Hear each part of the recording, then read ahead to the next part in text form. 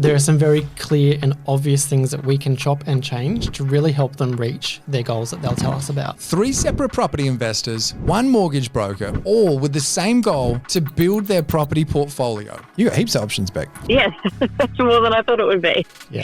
This episode, we're doing something totally different and having our very first call-in episode with 3 of you guys. We've got Steve, a small business owner who's wanting to understand how to overcome some of the lending challenges of growing his portfolio. One of my goals would be striving for a 100,000 passive income. Structure the lending to be on interest only, because then it's more of a cash flow focus. Mick, a FIFO worker looking to quit his job and start flipping full-time and needing to understand what he needs to do to make the finance work. We had nothing to lose. We needed a house to live in anyway, so we just sort of went for it. Look to get lending from regular banks. Once they've said no, explore private lending or using contacts of yours to help fund projects. And finally, Beck, a new mother on maternity leave, wanting to understand, is it still possible for her and her husband to get their first investment property while she's not at work? I am on maternity leave. Husband and I just want to buy our first investment property. Because you're planning to actually go back to work, we then need to get what's called for banks to then accept that as your future income. And to unpack all of this, we've got none other than mortgage broker and property investor Morgan Bushell from Full Circle Finance, unpacking all of the detail to help each of our 3 investors continue moving forward on their property investing journey.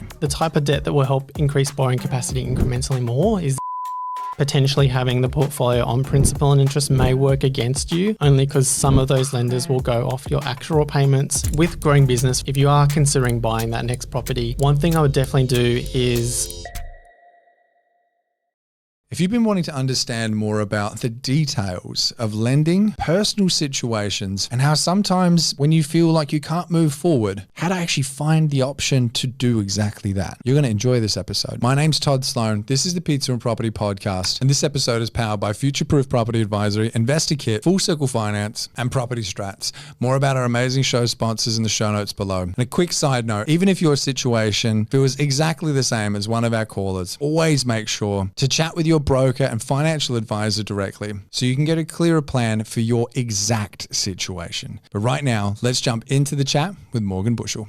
Morgan Bushell, how are you? Good, thanks, Todd. How are you? Mate, very good. I'm pretty pumped for this episode because we keep getting positive feedback about Unstuck Yourself. I think you've been on a couple of them now. Yeah. Helped a lot of people, but this is just the mortgage broking side of things. There's no accountant, there's no buyer's agent, there's no rent, nothing like that. We're just literally going to be talking to 3 separate people around their situation, what they need to change potentially in their situation, and how you can help get them to that goal.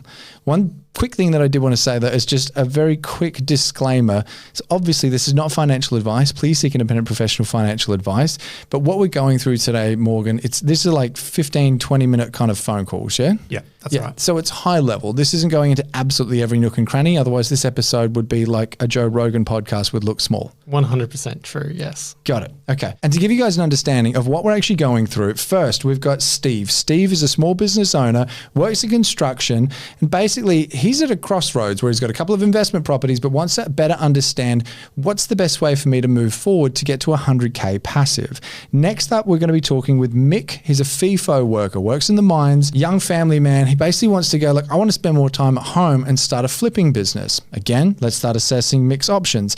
Lastly, we're talking to Beck. Beck has just had a baby. She's on mat leave, got a PPR, and wants to understand how do her and her husband get into their very first investment property. These are 3 separate calls that are totally different situations. Now, if you want to be on an episode like this as well, I'm sure we'll have a link below. Click it. Tell us a little bit more about your situation, because if this episode, if it clicks with a lot of people, I'm sure it's not going to be the last one that we do. And we can obviously do a lot more of these than the unstucks, because we're not flying anyone in and having pizza and all the rest of it. It's a bit simpler to produce. True, yeah. It would be, yeah. But is there anything that you want to actually set the stage with, Morgan, before we get on the call with Steve?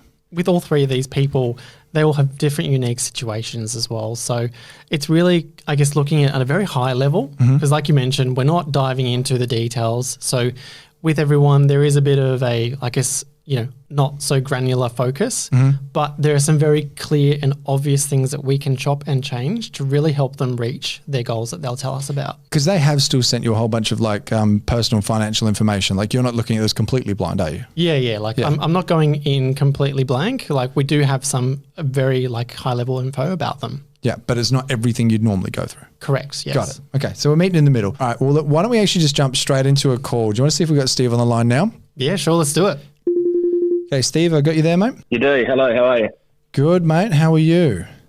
Very well. Very well. It's been a busy morning, but you've got my full and undivided attention. Fantastic. I've got Morgan sitting across from me right now. Happy to jump into your situation, but we're going to start with a goal. But before we do, Morgan, is there anything that you wanted to kind of start asking or set the stage with, mate? Yeah, look, I mean, I'm very keen to help Steve here and see what we can unpack. So, look, I'm just happy to dive into it. Awesome. Well, look, you've already said a few details through to Morgan, so he's got a brief understanding, but there's a few more questions that we're going to need to jump into. But why don't we actually start off with your goals, Steve? What are you trying to achieve here, mate? Sure. So I guess over the next 10 years, one of my goals would be to continue striving for 100,000 or thereabouts passive income. 100K passive. Okay, cool. And any particular reason behind that, or is this just more so like freeing you up from work? Because you're in construction, yeah? Correct, yeah. So established third generation family business in the patio and carport, outdoor entertaining business. And I think for me, just property has just been a passion, and it allows me to exercise, I guess, a certain skill set that I've evolved over the past, 20 odd years. So, yeah. Nice, man. Sounds like you could add a bit of value then with that skill set. Absolutely. I love it. All right. Well, Morgan, why don't you take the reins? Let's get a little bit more into understanding Steve's situation. I've kind of got a bit of a high level, I guess, of what we're looking to do, but tell me a little bit more about your portfolio at the moment. Roughly back in 2015, I had an opportunity to buy a vacant block in Bowden and develop a 3-bed, 2-bath single story, and actually evolved that into a 4th bed by converting the garage. That's tenanted right now. Did a little bit of Airbnb, but mainly tenanted for the purpose of just having someone permanently in there. And since then, 3 years ago, I decided to buy a second investment property and bought down south in Adelaide at Maslins Beach. Out of interest, if I can quickly jump in, the Airbnb for a little bit, was it too much of a hassle, or why'd you stop? Post-COVID, we had a huge increase in inquiry and demand in Adelaide, and that first year of going from a host to offering the house as a full Airbnb home, we had a really good return over a 9-month period during Christmas, and that following year it just really dived. So I didn't really want to take the risk of having vacant days or weekends, so went into a 12-month lease option, and that way it's just kind of set and forget. Got it. So a bit more security. Correct. Cool. Makes sense. Fantastic. And I mean, just on that, with the change that you did make, what did that do cash flow wise for that particular property, just so I'm aware of that? So the yield on that bumper year was incredible. It was well above 20%. And wow. Jesus.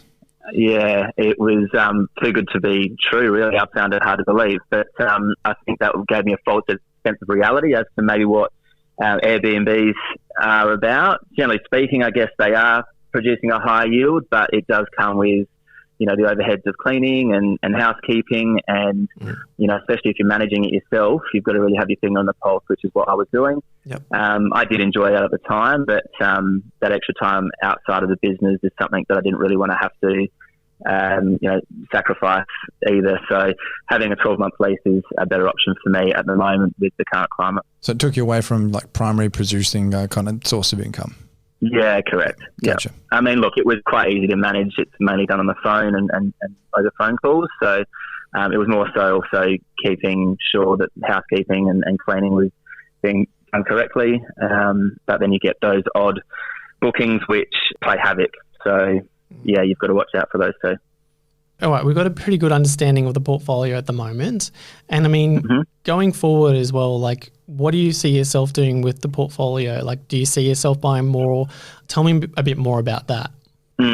So the goal when buying Maslin Beach was to knock down the old 2-bed, 1-bath ex-housing trust house and utilise the 2 feature deciduous trees out the front as, I guess, feature points with 2 two-storey houses side by side. And we had a huge increase in interest rates over that course of the following year, and I was simply not able to afford to do that goal. So I had to pivot and come up with another idea, and what I was able to borrow was an amount of money which kind of forced me to do something very different. So I've created a hammerhead block scenario right now with a dividing fence, and currently it's on still one title, but I've been able to navigate through some hoops with council and effectively build a American barn style like dwelling at the back, which is declared as a habitable area, 2 mezzanine floors,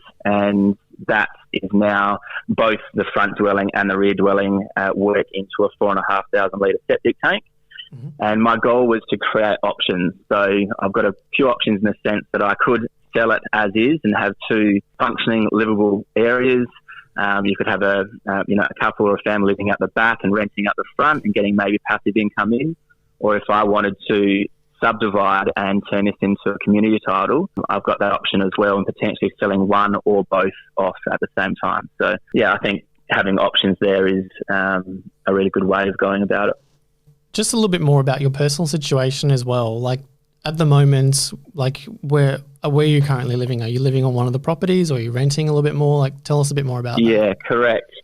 So I'm currently living in the back dwelling, which is 85% complete, and I've currently just re-signed a new tenant into the front house, and they'll be there for about 12 months. And my goal over the next 12 months is to effectively finish off the rear dwelling to a state where it can be either rented out or ideally Airbnb, and I go back to managing that myself. And then depending on which way I go, I'll likely move into the front dwelling mid-December of this year, and I'll start chipping away at doing a small reno at the front there and convert that into maybe either a 2-bed, 1-bath or a 3-bed, 1 or 2-bath. I'm not sure. It's a bit of a numbers game there. So it just depends on what I can do it for and the return. Okay, fantastic. And so it sounds to me like there's a few opportunities to really like help you long-term there. And yeah, so Steve, like you've obviously also shared some of your information with us as well. So I've got a pretty good overview of what your current loan structure looks like as well. So I can see, for example, the 2 loans that you've got against both of your properties. I noticed that they're both on principal and interest repayments. Was there a particular reason why it was structured that way? Not necessarily. I just like the idea of being able to pay off the principal as well as the interest. Yep. Makes sense. Yeah, definitely. And I mean, look, that wasn't a trap or anything like that either. It's more, it's more understanding, I guess, what your goals are, because there's no right or wrong answer to that. Like some people value cash flow more, whereas some like yourself just want to pay that debt down. So totally understand that. Why do you ask? What are you getting at with it? I'm kind of thinking long term, because I'm like, well, I know Steve, for example, has an income goal. So in my mind, I'm thinking, well, if it's an income goal, typically with that, you may actually structure the lending to be on interest only, because then it's more of a cash flow focus. And then, yeah, if there is a goal to, I guess, acquire more property to then potentially sell 1 or 2 down the line, that's where that kind of loan structuring can really help with minimizing your costs whilst you go through that phase. Got it. Could Steve kind of have the best of both worlds then? If it helped with cash flow, I don't know if that's going to have a knock-on effect to serviceability as well, because from what I understand, sometimes it does, sometimes it doesn't. But could it be set up in a way where he could still make extra repayments if he wanted to? So that way that was like a feature if he wanted to reduce debt? Absolutely, yeah. I mean, if like the lending that he has, if there's offset styled accounts, then even though the lending would be on interest only, he can still top it up by what would have been the principal amounts if the loans were set up on principal and interest repayments. Got it. All right. So if the goal is to get to 100K passive, sounds like he's got a pretty good situation at the moment. Cash flow wise, he's living pretty cheaply. And it sounds like you're in full sacrifice mode, mate, because from what I understand about Bowden, that's probably going to be a nicer place to live, but you're renting that out for a lot more and you're willing to live in the little, like the 2-bedder at the moment. I'm not saying it's not a nice place, but I can see you're trying to really do things as cost effectively as possible. Is that right?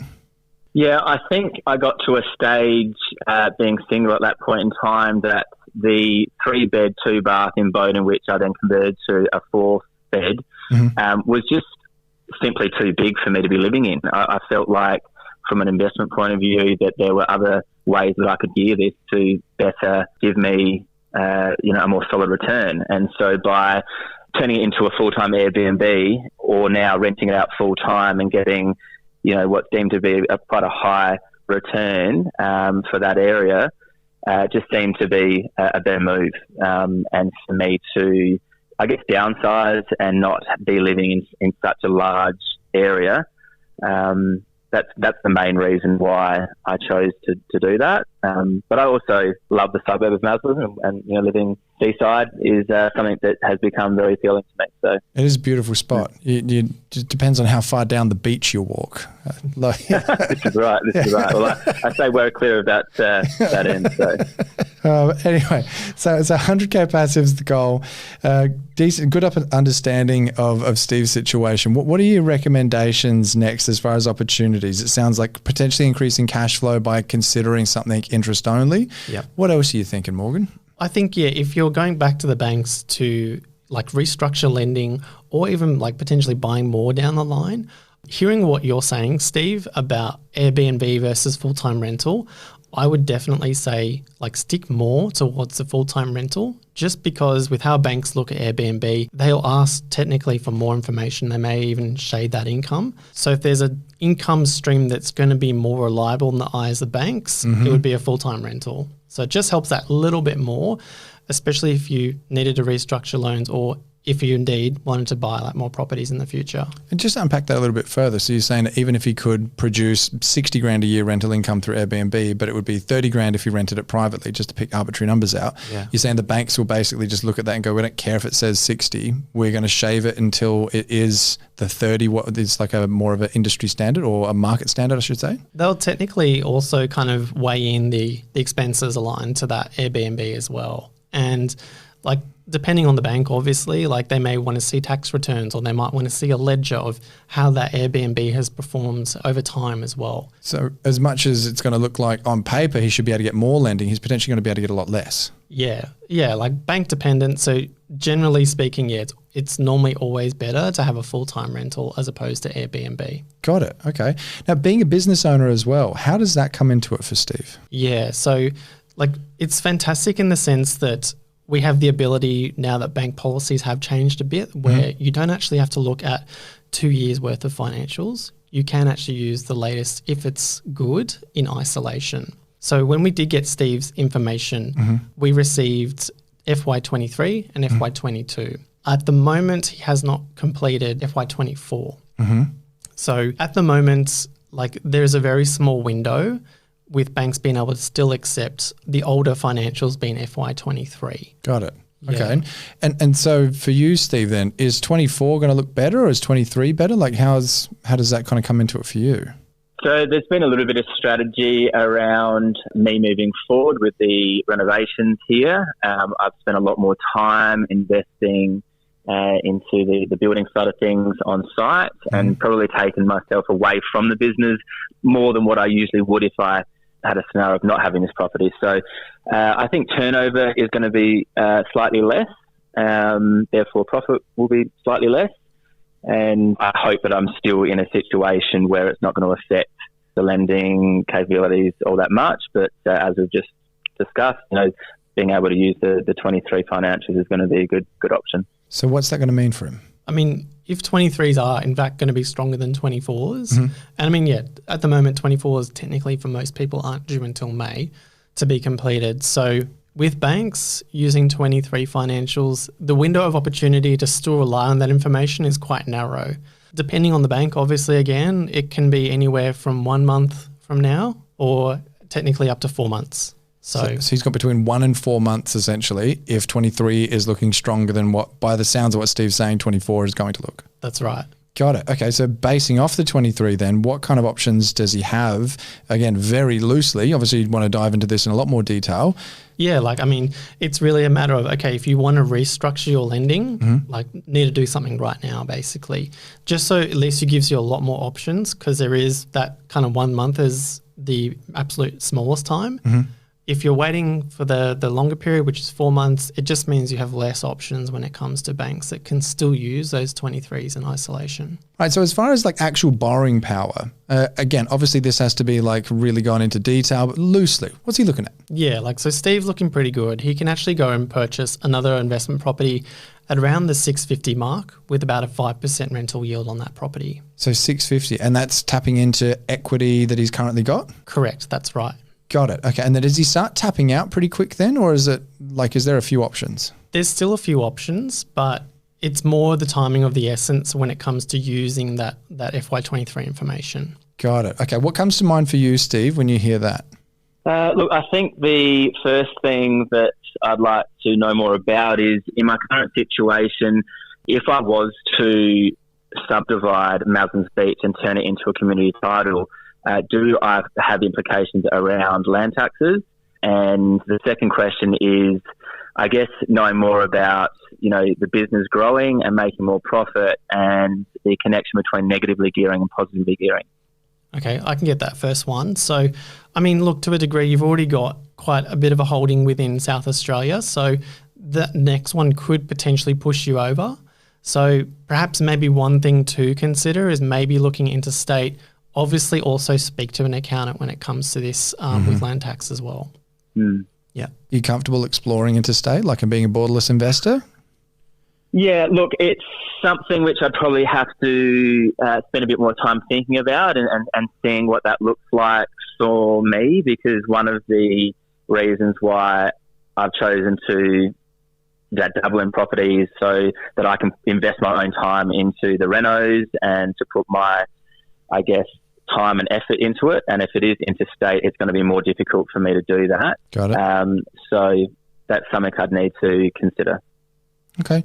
Sounds like it's definitely a question then for your accountant to actually have a bit of a chat, find out exactly where you are and getting the land value. So not the total value of each of the properties that you've got, but the actual land value, because that's something that, I don't know if you see that a bit, but I talk to people saying, I've got 2 properties worth 600 grand. I'm way over land tax. It's like, no, wait a second. It's land tax, not property tax. Exactly, yeah.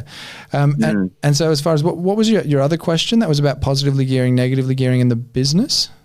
Yeah. So my goal over the next 2-3 years is to continue scaling the business and evolving it, putting those processes into place and, growing effectively, which hopefully results in more profit. So if the company is making more profit, the options of putting it into trusts and stuff like that needs to be considered. But the connection between, I guess, the business making more profit and then looking at the properties to be negatively gearing or positively gearing. With growing business, for example, if you are considering buying that next property, one thing I would definitely do is speak to the accountant, start putting a plan in place of, okay, this next year or the following year or whenever it is, I plan on buying property. So what does my net profit need to be to? And that's where me as like the broker can come in and kind of like map out, okay, if you achieve X profit, for example, this is how you can then get to the next one or the one after that. So we kind of work in tandem with the accountant to then really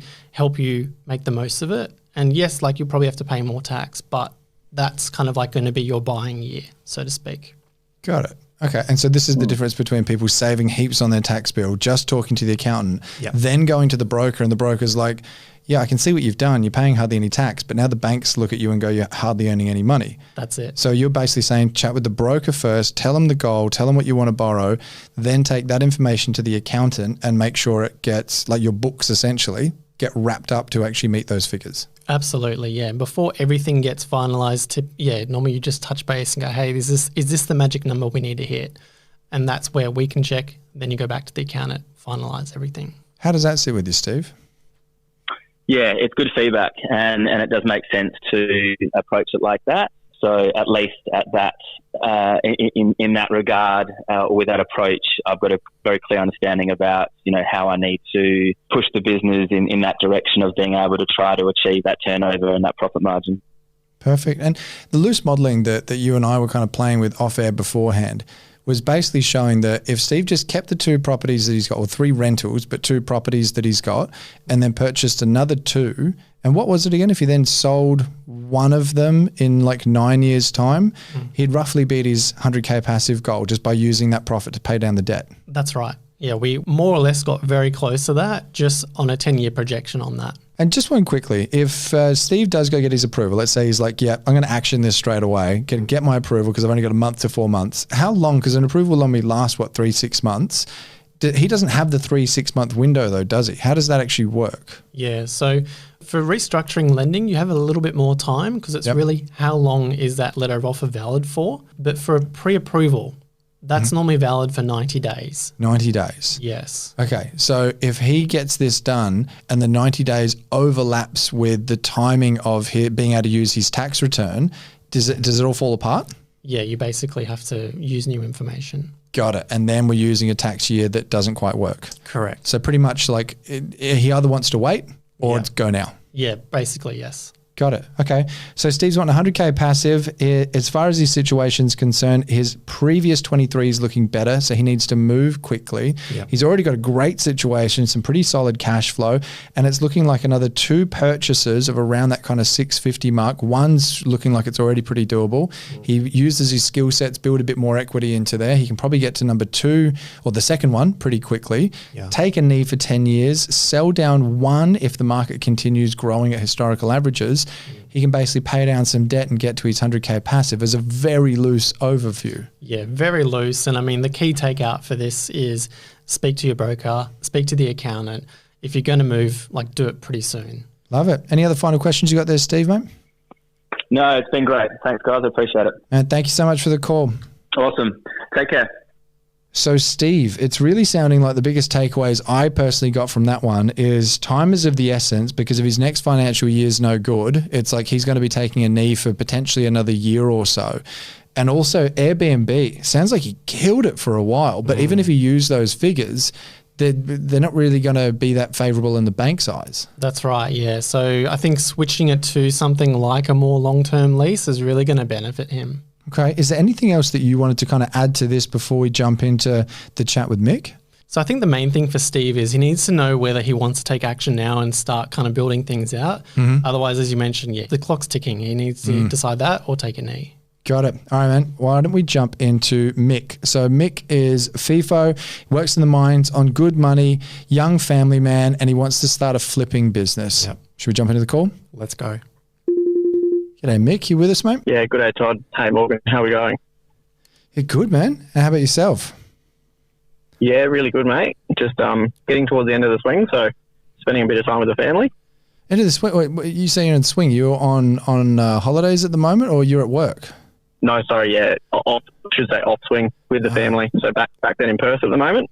Got it. Okay, man. Well, look, we won't take up too much family time then. I want to make sure that we're getting into your goals, understanding the details of them, also then looking at the opportunities and actions that can potentially be taken to get you closer to it. So first of all, can we actually just jump straight in? I'm going to hand you straight over to Morgan. Let's talk about the goal. What are you really trying to achieve here? So basically, initial goals are to set up a full-time flipping business, getting out of FIFO work, awesome. And sort of giving up the trade as well and push into more of a real estate-based sort of income, I suppose. Both me and my wife love real estate, so hence going down that road. From there, I suppose with the flipping, we want to sort of get to a position where we can keep a couple of good prospects. And then, yeah, basically, get a few more good rentals in the portfolio, and then pushing on from there, sort of moving down to a farm block basically down south of Perth, and that sort of got some other little business opportunities that we have ideas about, sort of that don't involve real estate, so sort of diversifying a little bit from there, I suppose. I see you going like the Harry Triggenboff approach, like add the value, keep a few, sell a few. Yeah, exactly. That's the plan. Nice, huh? Fair enough. And yeah, I mean, Mick, is there like a particular number, like number of properties or particular like income goal? Like, are you working with anything there, or is it more kind of like see as you go kind of sort of thing? Yeah, I would say we're pretty like see how we go kind of people, to be completely honest. Sure. Like, I love the idea of sort of getting up maybe that 150, 200 sort of income, naturally that's going to be still paying mortgages and whatnot. And then, we're at 3 properties now, probably pushing up past 5 or 6 initially. Up towards 10 would be great, and then sort of reevaluate from there, I reckon. Maybe start selling a few of the early ones and lowering some debt, and sort of heading towards sort of, semi-retirement in like between 7 and 10 years, I suppose, would be the plan. Great. And you kind of touched on it a little bit earlier. I'm keen to unpack it a bit more. So tell me a little bit more about your portfolio at the moment. Sure thing. So we've got house number 1 is a house that I built back in about 2014 when I was very young, didn't know anything about it, sort of just bought a house and went for it. That was in Alice Springs, which has turned out not to be a great option for capital gains. We still get good rental yield on it. Don't know the yield off the top of my head. Getting about $750 a week rent on that one, with about $430 remaining on the loan, give or take. Property 2 we bought mid-2020, right when COVID sort of kicked off. Everyone thought we were crazy, and that's in Sellex Beach, south of Adelaide. And we sort of thought that's a place we could live for a while and weren't too concerned about all the hysteria, I suppose. And that ended up being a really good option because we are up about 110% on that right now from 2020. You would have done really well there. Well done. Yeah, we've done unbelievable. I sort of knew Sellex would go. That's just local knowledge. Like I watched Moana Seaford, Aldinga go, and I was like, well, Sellex has to go, right? And I was right. It was a whim. I kind of just had a fit because I grew up there, and that paid off. I think we get about $470 a week there at the moment, and that will be up over 500 sort of mid-year when we're up for renewal. So that'll work out really well. With only about a 250,000 owing from memory, maybe less, somewhere around there. Property 3, I said before, we kind of wing it a little bit. My wife and I decided to go and talk to our banker, and we weren't doing brokers or anything at this point. We had no idea what we were doing, and see if we could get some more money. And he said yes. So we went to the next suburb that we liked when we were buying in Sellex, which was Meadows, up in the hills a little bit, and pretty much went to a couple of opens. And then our son wanted some fruit, so we went to the Meadows deli, basically, and found a flyer on the wall that was basically like a not off-market opportunity, but it was targeted to investors because the sellers were mates with the tenants, and so they wanted to make sure that they didn't get kicked, basically. And we picked that up for a steal. I think we got that for about $340 right around the end of 2021 when everything was going crazy. Well done. That's up about 60 or so percent as well, probably closer to 70 with a real valuation, I would imagine. And that's going up to $510 a week in about 2 weeks, I think. Wow. Sounds like you've done pretty well so far, man. And it sounds like if it's a flyer on the wall where you're buying some fruit in a country deli, I'd say that is off market. Otherwise, that's a very small marketplace. It is, yeah. It was super lucky. We just happened to see the flyer on the notice board. Like, we're not notice board people, and it was just meant to be, apparently. And we got it, super cheap. It was probably, I would say we made like 30 grand of equity just on purchase, roughly. And then from there, it's done nothing but go up. Rent's gone up. Everything's, that one ended up being the bargain of the century. Yeah, good. That's incredible. And I mean, I also just want to say, like, congratulations for having the courage to buy when there's probably a lot of pushback during that COVID period as well, because you've also done really well on that property too. And it would have been so easy to just hear what you're being told and do nothing. So well done for having courage on that, because you've also done really well on that property too. Yeah, thanks. Yeah, we had nothing to lose. We needed a house to live in anyway, and so we just sort of went for it, and it's really paid off. We've renovated that one too, I should mention.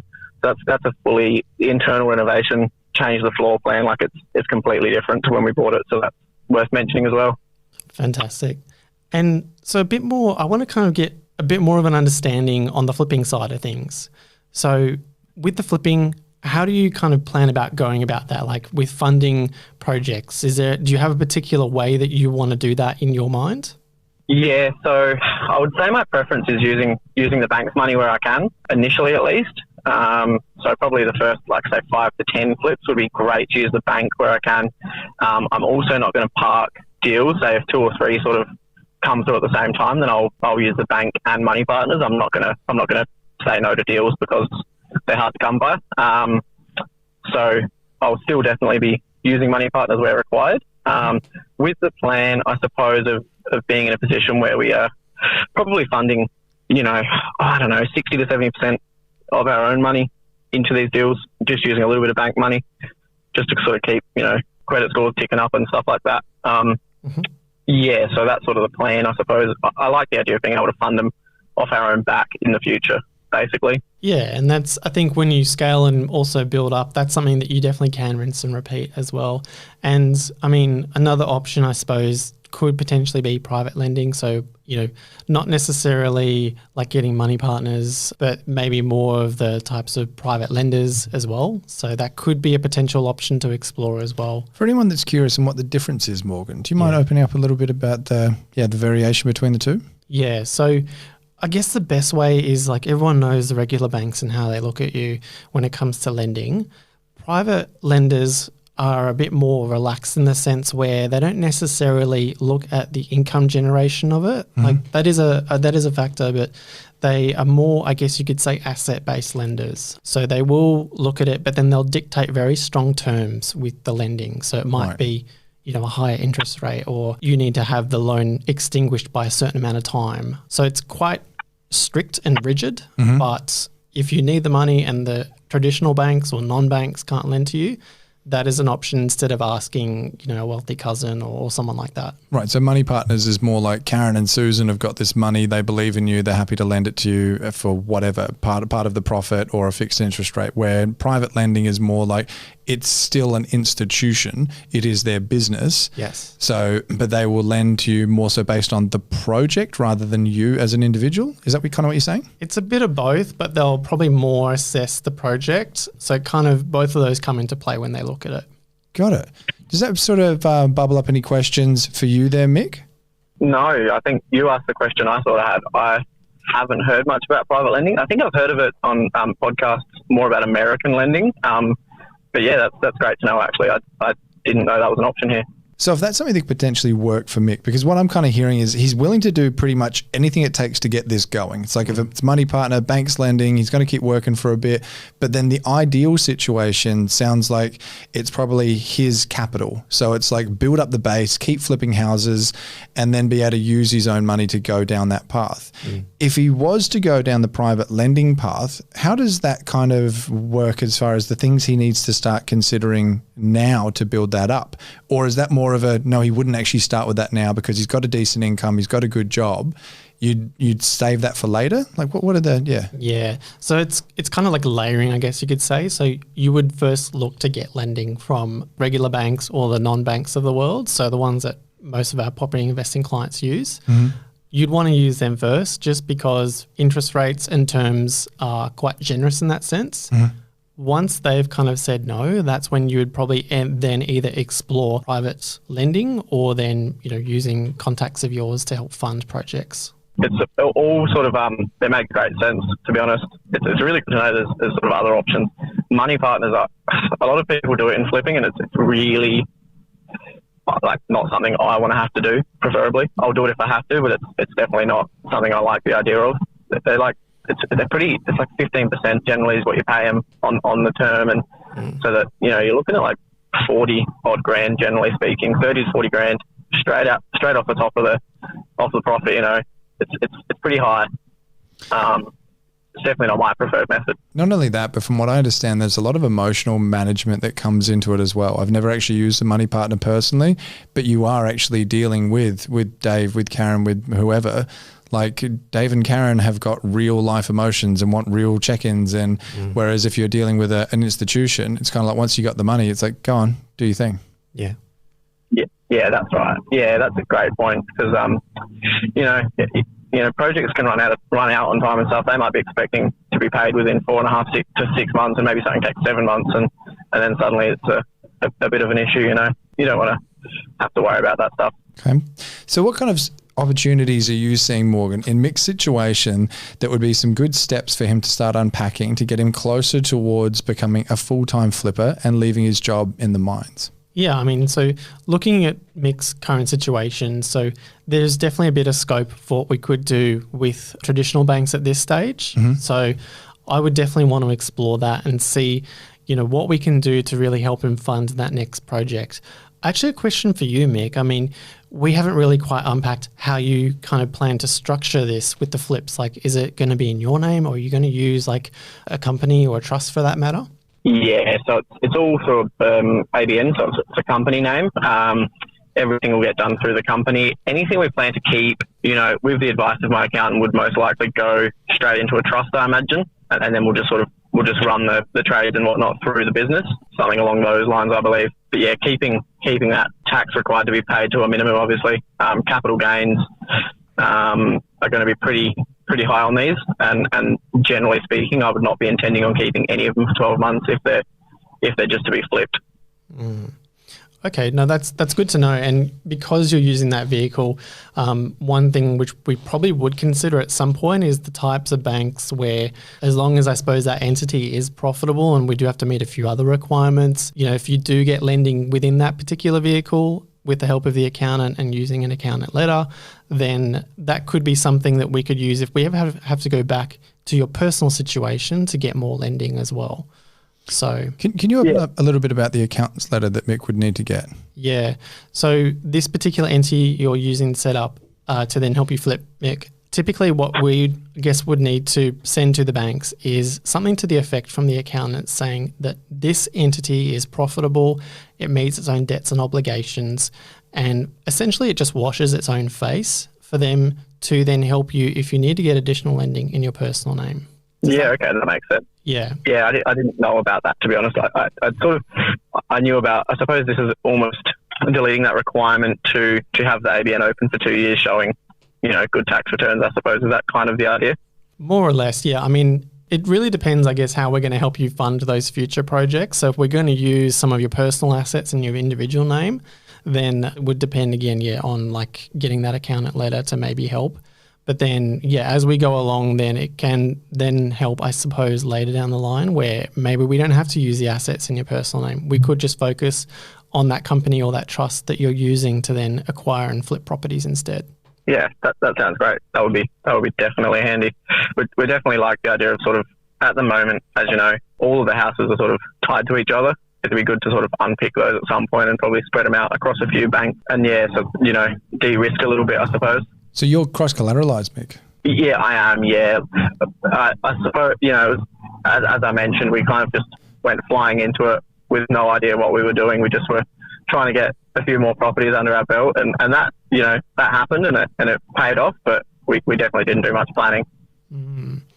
Interesting. Yeah. I mean, if your goal is to, I suppose, grow and help, like use more traditional banks to help you get into the flipping business, I think that's probably one thing at least or an opportunity that we should definitely address earlier rather than later, just because that can actually limit your growth as an investor. So you do actually have pretty healthy LVRs on the portfolio. So I can't imagine it'd be too difficult uncrossing everything to then really help you then kind of spring into action beyond that. Yeah, great. That's really good to know. Yeah. It's definitely, now that we're a bit more educated, I suppose, it's definitely a bit of concern for us. And if Mick was to buy again, what are we looking at as far as timeframes, roughly what he could get? Again, this is just very high level kind of stuff. You'd want to go through it in detail, but what's he looking at? Yeah, I mean, relatively speaking, like debt to income, I probably would need to know a little bit more about his partner's situation as well. But then, considering everything and the sharing of commitments, there is still scope to get additional lending. I think the first course of action, I'd love to try and, I guess, streamline the portfolio, uncross all the security. We probably could then release some equity from the portfolio based just purely looking at a debt to income ratio. It looks to me high level like that's quite possible. And quite possible, I feel like you really don't want to say a number there. No, I don't. Okay, so you really need more information about... I really would, yeah. Yeah. Is Natasha, is your wife's name? Yeah, Natasha, yeah. Natasha, yeah. Okay, so you'd need more information on Natasha's situation. Yeah. Then you can give a little bit more of a figure. And it sounds like to me, that what I'm really hearing here as well is once you've got that figure, if that figure is enough, Mick's next steps is like once he's got the approval, find the deal, But then if he's going to keep selling, keep building up that capital base, that's really where it's all going to come back to is don't spend any of this money. There's no like, oh, sick, how well have we done? Let's get the Land Rover. It's just continuously build that capital. Yeah, that's right. And, you know, like we kind of mentioned earlier, ideally, yeah, you want to use major banks first to help you fund more projects. And that's when we can then look into the likes of private lenders or like money partners in that sense. Now, I wanted to ask a quick question because Mick and I were actually chatting the other day when we were setting everything up for this, and he was saying something about potentially him and Natasha buying a PPR. And I was like, absolutely talk to your broker about that because that could like completely halt the plans. Am I being overcautious or is that like, no, that could really stop things in its tracks? No, I think it's a reasonable question to ask because, I mean, look, debt is debt, right? The type of debt that will help increase borrowing capacity incrementally more is the investment debt because there's that negative gearing aspect with the lending. But getting a home loan, yeah, it is more lending at the end of the day. So again, it is kind of, to have a bit of a cop out here, it is more of a speak to your broker kind of thing, but it will impact borrowing capacity a little bit more than it would be for an investment loan. Got it. How does that change the way that you guys are looking at buying a PPR? Mick, is that something that's still like, nah, understand, but we've got to do it? Or is it something that actually could be put off for a little bit to help grow the capital base and keep flipping? Yeah, I mean, it's a tricky one, right? Because we kind of want to get onto a farm block and start some additional businesses on it. So, you know, we've obviously got potential to earn on the block as well. But then, and that's sort of our dream as well. So it's kind of hard. But, you know, if we were to postpone for like maybe it's 12 or 24 months, and I can't see it changing the world for us, to be honest. We're not unhappy where we are now down south of Perth. So, but, you know, it just depends how everything unfolds, I suppose, how quickly we can get, you know, we definitely wouldn't want to park ourselves by getting down, you know, further south sooner on a big block when you know, because it's going to be a pretty big PPI loan, realistically. So it sounds like you're open to it, but there's a window. It's kind of a year and a half, 2 years, make as much as you can during that period and then reassess. Yeah, pretty much. And to be honest, like we also move around the country like it's gone out of fashion. Like we've, you know, we for example, my son was born in Denmark almost 6 years ago, and then we moved to Adelaide, and then we moved to Karratha, and now we're in Perth. So, you know, who knows what happens in 2 years? I think that's moving around the world, mate, not around the country. Yeah, good point. Yeah. That's true. Okay, so you get itchy feet and you want to see a new place every couple of years. So I hear what you're saying. It sounds like in a couple of years' time then you might not even want to live in the same place anyway. Exactly. I mean, for like say Melbourne starts to pop off, maybe we go to Melbourne and make some money over there. I don't know. We're pretty open to anything really, and my wife and I are the same, so it's pretty dangerous. That sounds like fun. Yeah, it actually does. Yeah. Okay. What are the questions come to mind for you, Mick, before we start moving into like the action steps that you can really start putting into place? No questions in particular. I think the private lending is interesting to me. Knowing more about that and how that kind of works, it's definitely something that's it's definitely, you know, broadened the horizons, hearing about that. Yeah, so probably that, I would say. Just any more information on the private lending, how it sort of works, what kind of rates can we expect compared to the normal banks? You know, and then are they a bit better with sort of exit strategies and things like that? Because I know big banks sort of want to keep you locked in there for 30 years, obviously. What kind of rate extra? Is it like 2%, 3% extra? Because they're obviously not doing it because they're good blokes. Like they're making them quid out of it. I mean, if you're comparing like third tier banks to the private lenders of the world, yeah, I mean, you're probably looking at, instead of an 8%, it could be 9 or 10. It could be even more than that. So it really just depends on the rest of the terms as well. Like they might gear it so that you've got a pretty sick rate, but they might want their money back sooner. There could be exit fees or other like parts of the transaction that they build in to favour them. So really, like the most important thing with private lenders is really read the contract. Make sure you know what you're signing up for, because sometimes they might skip out on details when they send you a very like short kind of white paper. When you get the contract, read all of it. Got it. Okay. Yeah, I'll send it right through ChatGPT to do a summary for me. Love it, Mick. All right, so as far as action steps, what should Mick be getting organised and really starting to do now to move himself closer to becoming a full-time flipper and ditching the FIFO work? Yeah, so I mean, definitely getting, I guess, the entity set up to do the flipping in is an important thing. Probably before even actually doing that, looking at your existing lending structure, that definitely needs to get redone in the sense that you're not cross-collateralized. I noticed also, like, for example, your all of your loans are on principal and interest, so I need to kind of unpack that a little bit more and what's the goals there. I think one of your loans has a very short remaining loan term as well. So same thing, like if that was me, I'd want to know, is that something you're okay with adjusting back up to 30 years to increase your borrowing capacity more? How short? 18 years as opposed to 30. Were you aware of that, Mick? I didn't know it was that low. I assume that's a Felix one. It's quite a small loan, and when we lived there, we did sort of pump it pretty hard. So yeah, that's what it's definitely it's definitely something we're open to because there's no reason not to really. We can still keep paying a good chunk off of it. I like the idea of getting that principal down sooner than later. But obviously, borrowing capacity is key here for what we're trying to do. So it's definitely something we're open to across the board.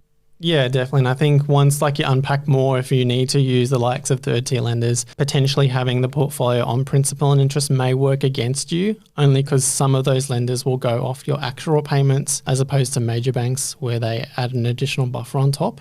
So if the whole portfolio is interest only, with third tier banks, you actually can borrow a little bit more with them. So that could be something worth unpacking to see if, that's going to work, I guess, with your long-term plan of flipping as well. There, I guess, some of the things that I'd probably want to unpack, but once we've, I guess, a bit more of a clearer picture on the lending side, because that's really going to be the key to your success here is leverage.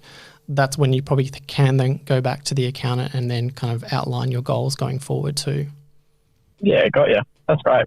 I think I should have mentioned as well before, the plan is once we've got a couple of flips under our belt, because you did ask about sort of my wife and stuff, she's on maternity leave currently, so no income essentially. But that's something we intend to do is once we've got one or two flips under our belt is basically put her on the books and pay her a wage without it, just to pump up borrowing. I know I know people try to avoid the tax as much as possible. I can see it being more beneficial to get the capacity for borrowing up higher than worrying about a bit of tax. So that's something else that's on the books for us as well. Sounds like that'd probably be the exact same kind of scenario as Steve, previous caller, and saying, sit down with your broker, say the goal of what you want to actually be able to borrow to then go, what do we need to tell the accountant we need to earn? And that way you can structure it so you're not paying too much tax, but you're also not saving so much tax that then you can't borrow what you need to borrow. Yeah, that's it. Yeah, and I guess to a degree it's kind of a cost of doing business, but if that's what it takes to help you build, that property portfolio and flip a bit more, then that's just, I guess, what you need to do to go forward. Yeah.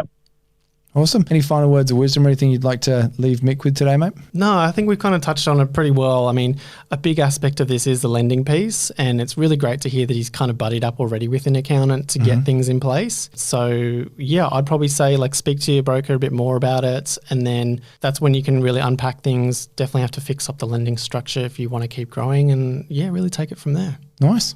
Awesome. All right, Mick, thank you so much for jumping on the call, mate, and best of luck with the flipping business. I'm sure this isn't going to be the last time we chat. Awesome. Sounds great. Thanks so much, guys, and have a great rest of your day over there. You too, man. See you, mate. So for Mick, taking action, setting up that entity sooner rather than later, sounds like it really, to me, one of the big things was also uncross collateralizing. Yeah. Getting onto interest only. Again, this is once you've looked into the whole situation in detail, but that's going to really help with serviceability.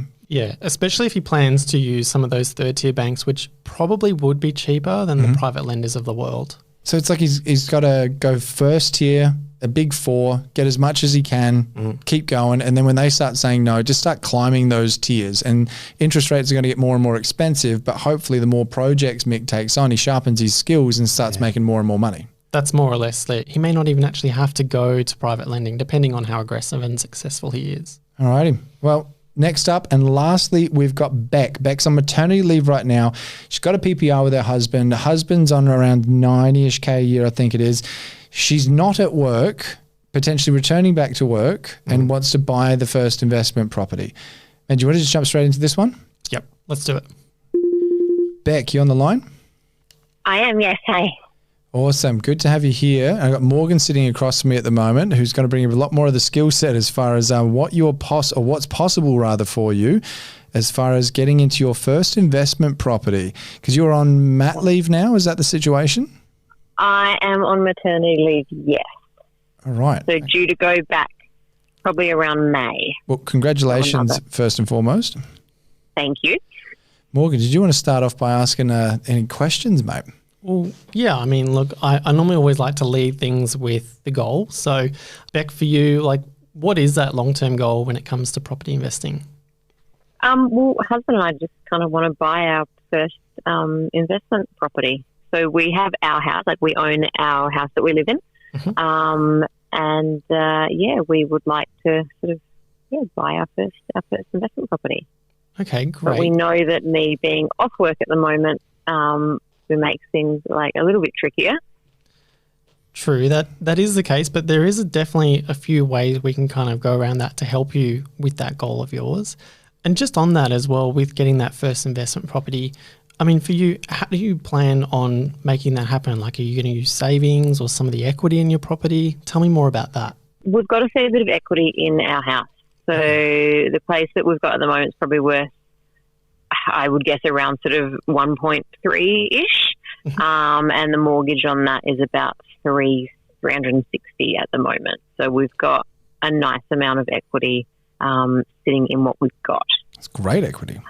So I didn't know, if that sort of alone would kind of be enough to bypass the fact that I'm not working at the moment. How does this work with serviceability-wise, though, Morgan? Or I'm assuming that's what you're about to sort of jump into? Yeah, I mean, I think realistically, like we can kind of unpack it a little bit later with the maternity leave piece, but with the type of, I guess, like either maternity leave income or government assistance that you are getting now, if we just went to any banks right now, it'd be quite difficult to get any lending to use and extract some of the equity from your home to then also go and buy an investment property. However, I guess there is ways around this when it comes to, yourself being on maternity leave and then going to still achieve these goals of yours. So you're saying that most banks, when I'm on maternity leave, there's a chance they won't give me anything, even though I'm going back to work and I've got a fair amount of equity? So to actually answer your question, how we would go about this is because you're planning to actually go back to work, what we need to do is we need to get the help of your employer for this. So we need to understand, okay, when you're going back to work, which you've obviously told us about, but we then need to get what's called a return to work letter from your employer. And it's quite specific, like it needs to be quite detailed as in how much income you're going to be returning to, how many days or hours per week, the type of role. It needs to fit a very specific format for banks to then accept that as your future income, to then use that to help you achieve your property goals. So this isn't Beck's boss just saying like, yeah, Beck's coming back. No. It actually has to be like in writing and also physically signed off by her boss or HR. So it's like almost like a stat dec like level. Basically, yeah, it is. Okay. All right. And you are going back to work, Beck? I am, although I wasn't actually sure whether I was going to go back full-time again or maybe just go back part-time. Does the letter need to say that, or can the letter just say you are going back to work? No, so it actually needs to say what capacity you're going back to work as. So if it's full-time, part-time, or even casual, I suppose, but most of the time banks will typically want to use it if it is full-time or part-time basis. Okay. Yeah. But no, like that's good to know. I guess that is an option to use because even though maybe right now you're not maybe getting as much income, by using that letter, that allows us to then kind of, for banks, I should say, banks to then use that as income evidence to help you then extract equity to then buy that next property. There is an extra caveat which I haven't kind of really mentioned, and that's where in order for them to use that income, they also need to make sure that you've got enough savings set aside between today and when you return back to work to basically cover your living expenses plus the mortgage repayments as well. So that's one thing they love to just check to make sure that you're not going to fall into any distress on the lending side of things. Okay. So they don't really look at the government maternity leave payments as income? They do, but it's typically like that stream of income will normally not be as strong as, I guess, what your return to work income could be. And I mean, to a degree, it depends what, your return to, etc. But most of the time, the return to work letter and whatever income is stated on that as a full-timer or a part-timer normally is better for borrowing capacity. Yeah. Okay. So Beck's partner's on, what was it, 90K a year? Yes. So if right now there's no return to work letter, he's on 90 grand a year, they've got like $1 million in equity. So you're saying basically now they couldn't actually touch any of that equity, but so Morgan's shaking his head for anyone that's listening on iTunes or Spotify.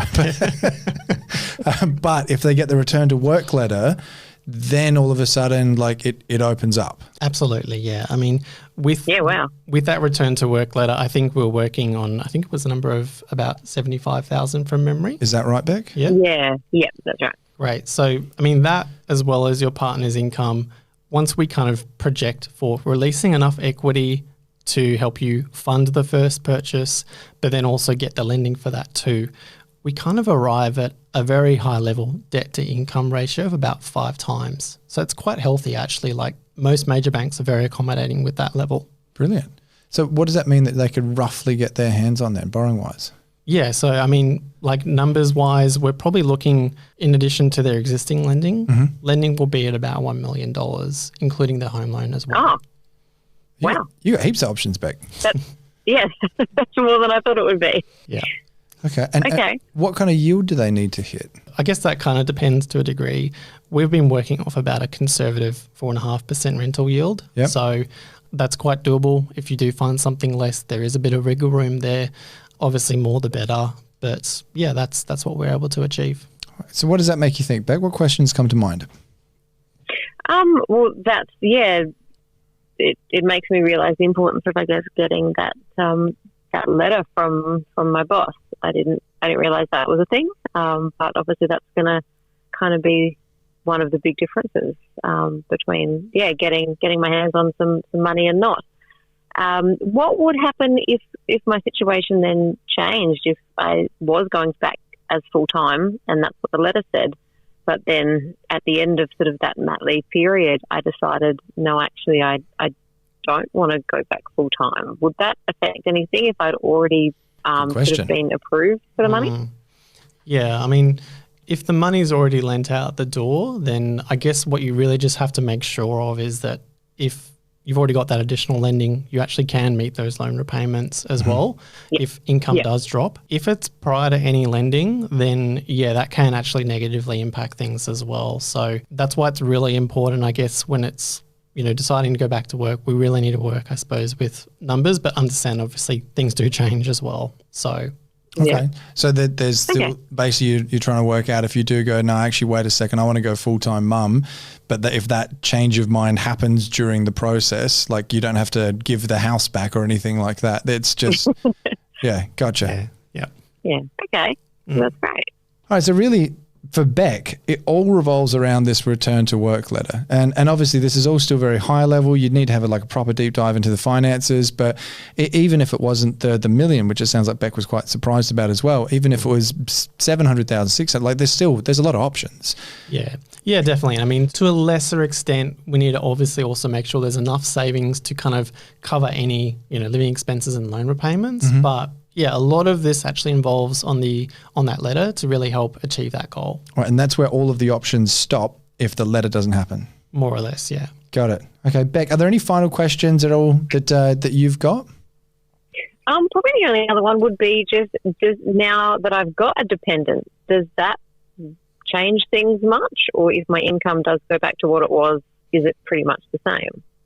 Yeah, so, I mean, to answer your question, if we had spoke before you had given birth, then borrowing capacity, if we hold everything else constant, would actually be a little bit stronger. However, getting that letter as opposed to, in contrast to having a child, it doesn't really have too much of a bearing on it, only because the modelling that we have done, it's already based on the fact that you've given birth. So I hope that kind of covers that for you. It does, yeah. Thank you. Awesome. Well, Beck, thank you so much and best of luck with the purchase in the future. And I've got a feeling the next call you're going to be making as soon as I hang up is straight to your boss. But thank you so much for jumping on the show. Thanks, guys. Thanks, Morgan. Thanks, God. Bye, Beck. So that return to work letter, pretty important. It sure is. And I mean, look, obviously we went through it, and it's something that I know about, but it's actually really common. Not many people know that you can use that. Most people end up waiting until they're finished and they've actually gone back to work already. Yeah, so she can literally buy, again, proven that all the rest of the situation adds up. And you said that there's a little bit of savings that the bank's going to want to see as well. True, yeah, that's right. But otherwise, if all the other boxes are ticked, it's like Beck doesn't need to wait until she goes back. No, she actually doesn't. She could actually take action if all those boxes get ticked. Is it the same in reverse? Like, is it like if the dad's on, what's mat leave for a dad? Dat leave? What do they call it? I think it's paternity leave. There we go. Yeah. That makes a lot more sense. Is it the same exactly? Yeah. It is, yeah. And there are actually also, just so you know, there are some banks that actually let you do that even if both partners are on the leave as well. What? So it's pretty unique. We recently did that. It was actually a good learning for me because I'd never thought that was possible. But when we rang around, we did actually find out that was possible too. Interesting. Okay. Yeah. So if you're thinking of leaving your job, just have a kid. This is not financial advice. But so you can actually do that with both parents, but it's all the intent. It's you are going back to work. You've got enough money to actually float you. Yeah. Then makes perfect sense. Yeah. Man, I like this. I like this format. I like jumping on the phone to more people. This has been fun, Morgan. Is there anything that you wanted to kind of wrap this whole episode up with, mate? Yeah, I mean, look, everyone's situation is so unique and no one is each to their own. So I guess mini disclaimer is, you should definitely speak to your broker, especially if you've got property goals in mind. Mm-hmm. It's always an open dialogue. There's things that change in lending world on a weekly or even daily basis. So if you've got aspirations, then open that conversation and see what you can do, because that could be the difference between, helping increase your net worth over time. Mate, I've just realised I was going to ask you an action step, but I feel like we can kind of skip that because the whole thing is an action step for Steve, for Mick, for Beck. But I guess the action step here really is like talk to your broker, find out more about your situation, because otherwise Beck would have just sat there and not done anything, and not because she's doing anything wrong, but because she just didn't know. Yeah. Like Mick would have potentially just kept going down the principal and interest path, being cross-collateralized, not understanding that he's actually probably got more options in front of him. And Steve could have taken a knee, maybe chilled a little bit, finished the reno, only then to find, actually, if I had done this a little bit sooner, I could have actually bought, and now I've got to wait a whole year. So it all, to me, comes back to have the conversation now. A lot of it's just stuff you don't know until you ask more questions. And like you said, engage your broker. If you've got goals, it's better to do it earlier rather than later when you're probably a little bit more stuck than you might think so. Absolutely, man. I just realized I was about to ask you what your favorite pizza is. I should have asked everyone, what's your favorite pizza? All right, we ever make this episode again, that's what I'm doing. But right now, 2025, Morgan Bushell, I've asked you before, I'm going to ask you again, what is your favorite pizza? Mate, I normally like anything spicy, but yesterday I actually had a capricciosa pizza and it had some anchovies on it. So I actually really liked that difference. It was quite nice. So that's for me. I went out for dinner the other night and tried sardines for the first time. Oh. I reckon I would have been in 4 last time I had sardines, and naturally as a child was like, that is the most disgusting thing I've ever eaten. They weren't bad. And I've always been closed off to anchovies. Yep. I reckon I'm open to trying them now. So you've chucked them on a capricciosa? Yes. Okay, man. Well, look, it's lunchtime for you and I anyway. So what do you say we go and get some pizza and wrap this up? Let's go. Done. Morgan Bushell from Full Circle Finance. Thank you so much for jumping on the show again, man. This has been a really fun episode. Me too, yeah. Appreciate it, Todd.